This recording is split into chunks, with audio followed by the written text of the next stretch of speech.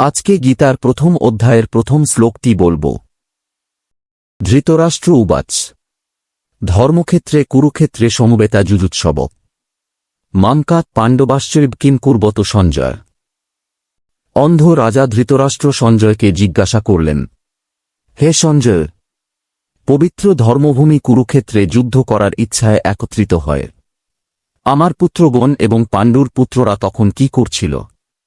এই শ্লোকের মধ্যে ধৃতরাষ্ট্রের মনের উদ্বেগ স্পষ্টভাবে প্রকাশ পেয়েছে। তিনি জানতেন কুরুক্ষেত্র শুধু একটি যুদ্ধক্ষেত্র নয়, এটি একটি পবিত্র ধর্মভূমি। এই ভূমিতে বহু ঋষিমুনি যজ্ঞ ও তপস্যা করেছেন।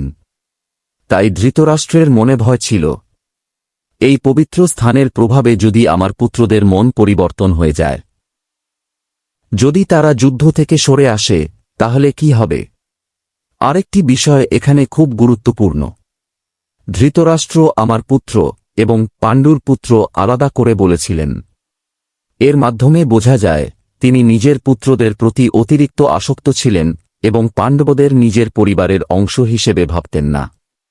এই একটি শ্লোক থেকেই মহাভারতের গভীর দ্বন্দ্ব, পক্ষপাত এবং আসন্ন যুদ্ধের উত্তেজনা প্রকাশ পায়।